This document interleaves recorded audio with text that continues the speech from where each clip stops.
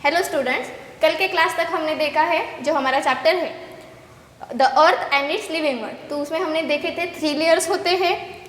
First is the lithosphere, second is the hydrosphere and third one is the atmosphere. Correct. तो I hope आपने वो सारे notes अच्छे से प्रिपेयर किए होंगे। तो आज हम पढ़ने वाले हैं जो कि थर्ड स्फीयर है। कौन सी है? एटमॉस्फेयर। उसके बारे में हम आज पढ़ने वाले हैं। उसके लिए आपको पेज नंबर ओपन करना है 14। ओके, कुछ क्वेश्चंस आएंगे, उसके लिए आपको बुक पेन लेके बैठना है और साथ ही में पेंसिल भी लेके बैठना है ताकि आपको हार्ड वर्ड्स और जो भी इंपॉर्टेंट नोट्स होंगे आपको अंडरलाइन भी करना है। ओके, तो स्टार्ट करें। तो फर्स्ट है हमारा atmosphere. The envelope of air around the earth is called the atmosphere. क्या है एटमॉस्फेयर की डेफिनेशन? हमारा अर्थ सरफेस किससे बना हुआ है? एयर से बना हुआ है। आपको यहाँ पर दिख रहा है इस इमेज में जो हमारी अर्थ है, अर्थ के साइड में एक छोटी सी लेयर दिखाई दे रही है, उसे हम कहते हैं एयर, है ना। और इसे ये लेयर किसकी है? एटमॉस्फेयर की है। तो definition of atmosphere is the envelope of air around the earth is called the atmosphere. एक ये डेफिनेशन आपको नोटबुक में भी लिखना है, साथ ही में पेंसिल से अंडरलाइन भी करना है। ओके, ये लेयर दिखाई दे रही है, it is an atmosphere. Now as we go higher from the surface of the earth, the air in the atmosphere becomes rare। मतलब जैसे कि हम और से अगर हम एयर में गए, एटमॉस्फेयर में गए, तो वहाँ की विंड कैसी होती है? रेयर होती है ना। अगर आप कहीं पर हिल्स पर वगैरह गए होंगे तो नीचे का एटमॉस्फेयर अलग लगता है और हिल्स पे जाने के बाद अलग लगता है, क्योंकि वहाँ पर एयर कम होने लगती है। Okay, The atmosphere consists of mixture of gases namely nitrogen, oxygen, water vapor and carbon dioxide। Air में भी कुछ गैसेस प्रेजेंट है। कौन कौन से गैसेस हैं?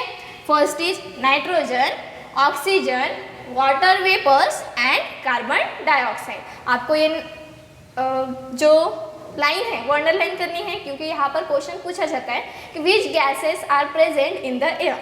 तो हमारा आंसर क्या होगा? Nitrogen, oxygen, water vapor and carbon dioxide। There are some other gases too in the air in very small quantities। इन चारों गैसेस के अलावा भी कुछ अलग गैसेस एयर में प्रेजेंट है, लेकिन वो छोटे से क्वांटिटी में है और ये मैक्सिमम क्वांटिटी में प्रेजेंट है। जैसे कि आपको इस डायग्राम में दिखाई दे रहा है कि approximate composition of the air, मतलब एयर में कौन कौन से गैसेस प्रेजेंट हैं। ये जो है ब्लू कलर का, यहाँ पर क्या दिखाई दे रहा है? नाइट्रोजन। मतलब नाइट्रोजन कितना है? 79% प्रेजेंट है एयर में। उसके बाद 20% गैसेस कौन सी है? ऑक्सीजन। मतलब एयर में 20% ऑक्सीजन भी प्रेजेंट है। फिर 1% में क्या है ना? Other gases. कौन से हैं? Other gases. Okay, NB means other gases includes carbon dioxide and small proportion of other gases including argon and water vapor। जैसे कि argon है, बहुत सारे गैसेस एयर में प्रेजेंट है, तो वो 1% में आते हैं। तो ठीक है, हमारा यहाँ पर भी एक क्वेश्चन फॉर्म होता है कि नाइट्रोजन कितने परसेंट प्रेजेंट है?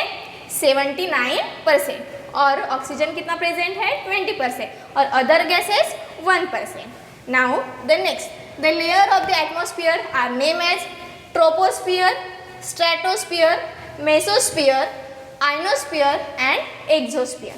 जो एयर में लेयर प्रेजेंट है। ओके, जैसे हमने हमारे अर्थ के ऊपर कितने स्फीयर्स हैं? 3। First is the lithosphere, second one is the hydrosphere and third one is the atmosphere. तो उस एटमॉस्फेयर में उसके बाद मीन्स उसके अलावा भी बहुत सारे लेयर्स प्रेजेंट हैं, जो कि है first is stratosphere, next is stratosphere, third one is mesosphere, fourth one is thermosphere and last is exosphere. तो ये कहाँ से होता है? अर्थ के ऊपर 10 किलोमीटर के ऊपर कौन सा स्फीयर प्रेजेंट है? ट्रोपोस्फीयर।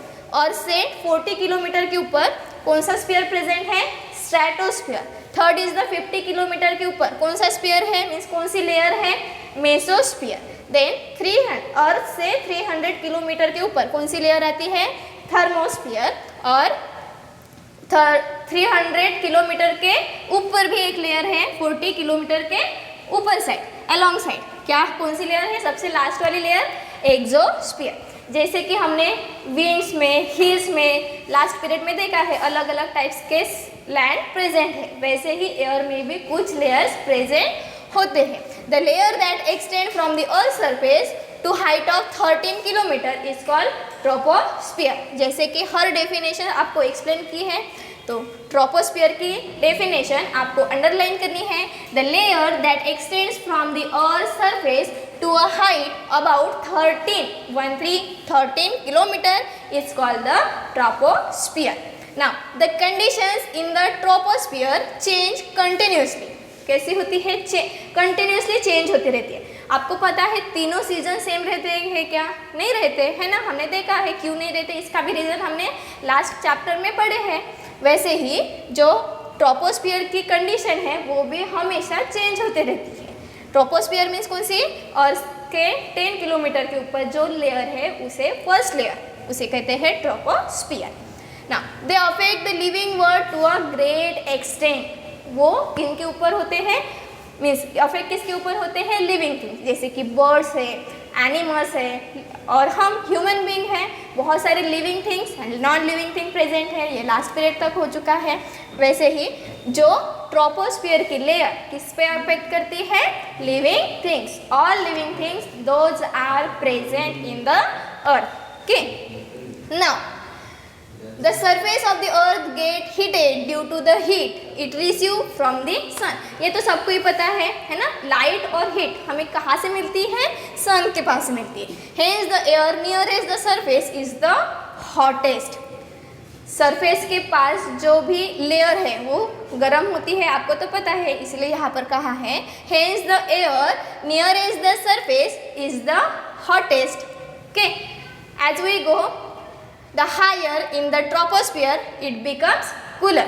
जैसे ही हम ट्रोपोस्फियर के ऊपर जाते हैं, मीन्स वो लेयर के पास जाते हैं, वो थोड़ी सी कूल होते हुए दिखती है। Okay, now the next, almost all the water vapor in the atmosphere is contained in the troposphere। Okay, troposphere का मीनिंग अभी पता चला। That is why all weather related the phenomena such as formation of clouds, rains, fog, winds and storms take place in the troposphere। आपको पता है तीनों season हमारे different है, उसका अफेक्ट ट्रोपोस्फियर पे होता है। ट्रोपोस्फियर पे अफेक्ट हुआ कि वो अर्थ के ऊपर जो लिविंग थिंग्स है उसके ऊपर अफेक्ट होता है। Okay, now the air on high mountains is rarer than the air near the earth surface. जैसे कि अभी बताया, जैसे हम हिल्स पे चढ़ते हैं, हिल्स पे जब अगर हम पैदल वगैरह गए तो जब हिल्स के ऊपर में सबसे टॉप पे पहुंच जाते हैं तो वहाँ पर थोड़ी सी एयर कम प्रेजेंट होती है, इसलिए हमारी सांसें भी फूलने लगती है ना? तो इसलिए कहा है the air on high mountains rarer than the air near the earth surface. आपने देखा होगा या फिर जो भी लोग हिल्स पे गए होंगे उन्होंने फील भी किया होगा कि हिल्स के नीचे का एटमॉस्फेयर कैसे होता है और हिल्स के ऊपर का कैसे होता है।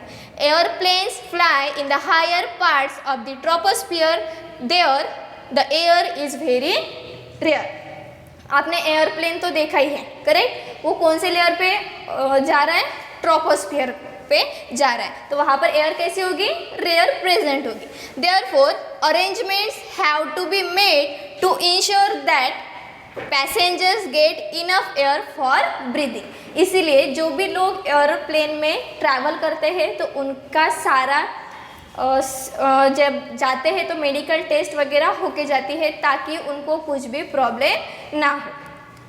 Now beyond the troposphere up to a height of about 50 kilometre from the earth surface the layer is called stratosphere. 50 kilometre के ऊपर कौन सी लेयर है? स्ट्रेटोस्फियर। इस डेफिनेशन को आपको अंडरलाइन करनी है पेंसिल से, साथ ही में आपको बुक में लिखना भी है स्ट्रेटोस्फियर की डेफिनेशन। उसके पहले हमने कौन सी पढ़ी थी?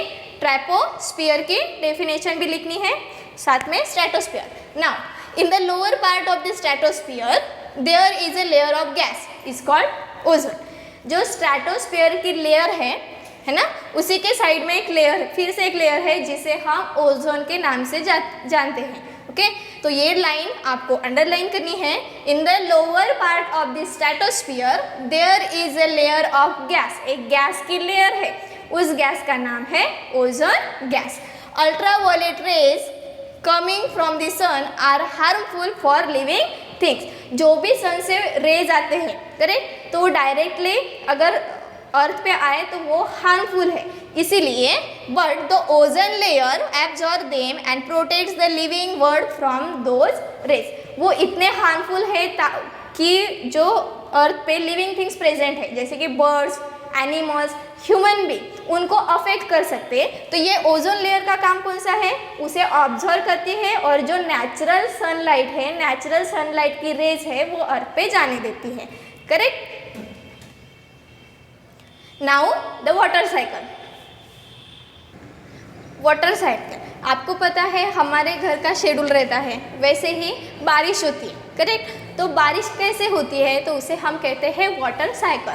तो बारिश का रीज़न क्या है वो हम अभी देखेंगे। How does it rain, rain कैसे गिरती होगी, water on the earth evaporate continuously due to the heat of the sun. क्या होता है, अर्थ के ऊपर का वाटर हमेशा इवापोरेटर होता है। इवापोरेट मीन्स इवापोरेशन आपको पता है, जैसे कि मई मंथ में बहुत ज़्यादा हीट होता है तो उसके वजह से वाटर इवापोरेट होता है। लेकिन जो सन मीन्स क्यों इवापोरेट होता है, सन के रेज की वजह से, heat of the sun. Water that has percolated into the soil also evaporates due to the heat and enter the atmosphere. क्या होता है, वाटर अगर इवापोरेट हुआ है ना, इवापोरेट होने के बाद कहाँ पर जाता है, एटमॉस्फेयर में जाता है। पहले सॉइल में जाता है, सॉइल के बाद फिर से एटमॉस्फेयर में जाता है। इसलिए यहाँ पर देखिए, यहाँ पर एक एरो दिया है ना, क्योंकि ये साइकिल जैसे दिखाई दे रही है। फिर से वही साइकिल रिपीट होती है ना। जैसे हम सुबह खाना खाते, शाम को खाना खाते है ना, डे नाइट का शेड्यूल हमने देखा है, उसका रीज़न क्या होता है वो भी हमने देखा है। वैसे ही ये वाटर साइकिल का रीज़न है ना। As water vapour is lighter than air, ये तो लास्ट पीरियड पर हमने भी पढ़ा है ना। और आपको तो पता ही है वाटर हल्का रहता है, किससे, एयर से। It rises high up into the atmosphere, कहाँ पर जाएगा, एटमॉस्फेयर पे जाएगा। As it goes higher it cools and condense forming very fine droplets of water. ऊपर जाने के बाद वो छोटे छोटे ड्रॉपलेट्स फॉर्म करते हैं। The droplets are so small, कैसे होते हैं, जो ड्रॉपलेट्स फॉर्म होते हैं वो छोटे छोटे होते हैं।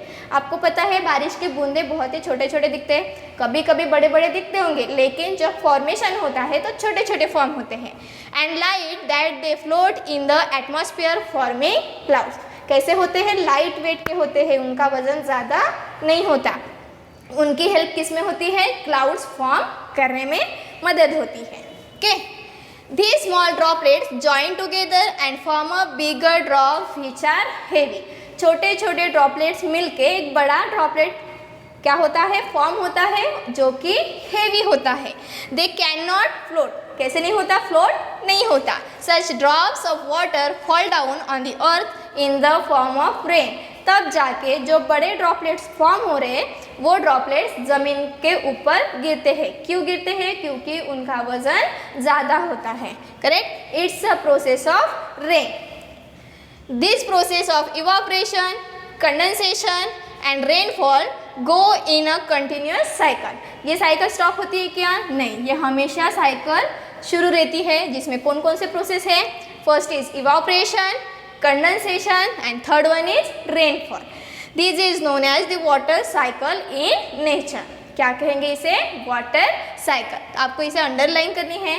The process of evaporation, condensation and rainfall go in a continuous cycle. This is known as water cycle in nature. Now, क्या आप इसे बता सकते हो, make as long a list as you can of all living things you see in the lithosphere, hydrosphere and atmosphere। जैसे कि आपके group पे जो मैंने असाइनमेंट डाले हैं, चैप्टर शुरू होने से पहले एक आपको असाइनमेंट दिया था, उसमें आपको क्या क्या करना था, लिविंग थिंग्स की लिस्ट बनानी है और नॉन लिविंग थिंग्स की, है ना। उसमें एक लिस्ट बनानी थी, एटमॉस्फेयर में कितने प्रेजेंट है, फिर उसमें आपको क्लासीफाई करना है लिथोस्फीयर के कौन से प्रेजेंट है, living thing, non living thing, और हाइड्रोस्फीयर के और एटमॉस्फेयर में। तो आपको ये क्वेश्चन आपको बुक में राइट डाउन करना है, साथ ही में उसका आंसर भी राइट डाउन करना है। आपको जो पता है या फिर आपको जो दिखते हैं वो आपको लिखना है। ओके, लिथोस्फीयर में कौन से लिविंग थिंग आते हैं, हाइड्रोस्फीयर में और एटमॉस्फेयर में, और ऑल स्फीयर मिलके क्या बनता है हमारा, biosphere.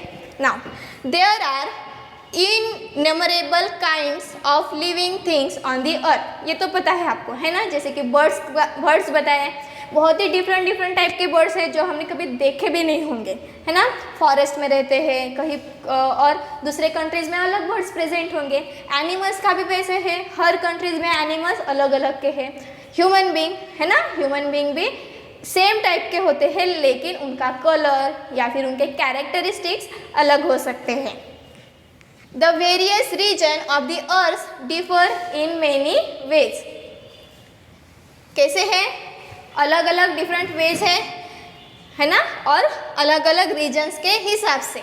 Some regions are always covered with ice while other have a hot climate. कहीं पर आपको पता है ना, बहुत सारे कंट्रीज प्रेजेंट है, तो कहीं पर आइस ज़्यादा है तो कहीं पर हीट ज़्यादा है। There are mountains in some places and plains in other.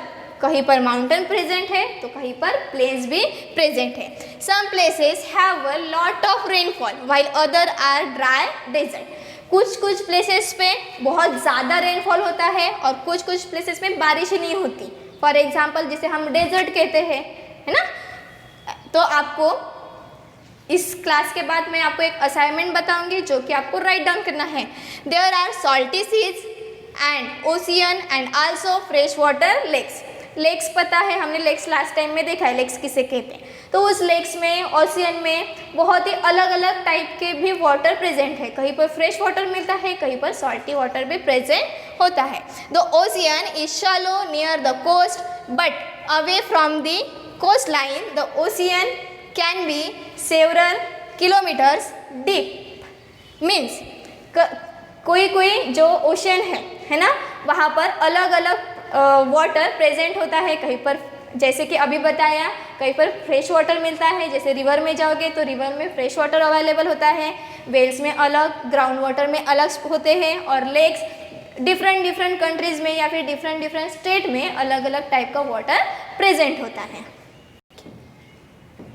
Now the next, we see a great variety in the living things that inhabit these different region, है ना। बहुत जैसे कि अभी बताया, बहुत अलग अलग कंट्रीज़ में अलग अलग एनिमल्स, बर्ड्स, ह्यूमन बीइंग का नेचर अलग अलग है। जैसे कि हमारे स्टेट में तीनों लैंग्वेज बोलते हैं, हिंदी, इंग्लिश, मराठी, है ना। गुजरात में अगर हम जाएंगे तो गुजराती सीखने के लिए मिलेंगे, इसलिए अलग अलग कंट्रीज़ में अलग अलग उनकी कैरेक्टरिस्टिक्स होती है। ओके, नाउ ये आपको पता है, इसे क्या बोलते हैं, polar beer.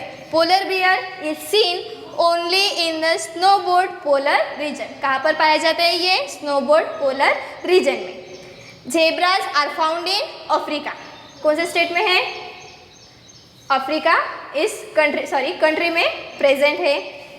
कांगारूज are found only in Australia. हमारे तरफ ज़्यादा दिखेंगे क्या, नहीं, ऑस्ट्रेलिया में सबसे ज़्यादा क्या पाए जाते हैं, kangaroos. Now elephants and lions are found in the region of hot climates. जहाँ पर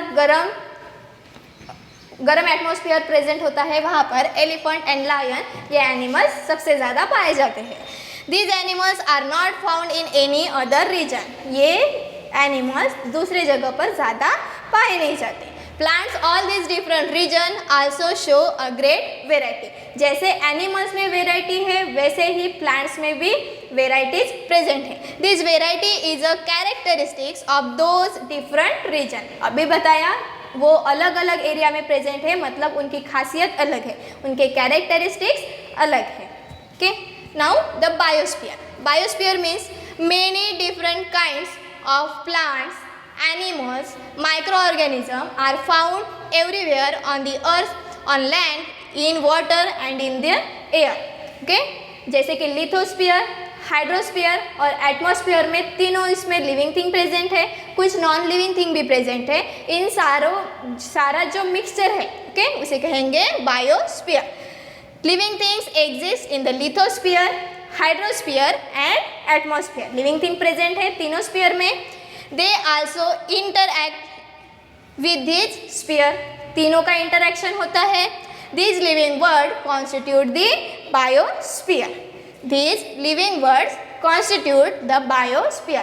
ये सारी चीज़ें जहाँ पर प्रेजेंट है मीन्स तीनों का mixture, lithosphere, hydrosphere and atmosphere, ये तीनों में लिविंग थिंग्स प्रेजेंट है, कुछ नॉन लिविंग थिंग्स प्रेजेंट है। इन सारा कॉम्बिनेशन मीन्स क्या होगा?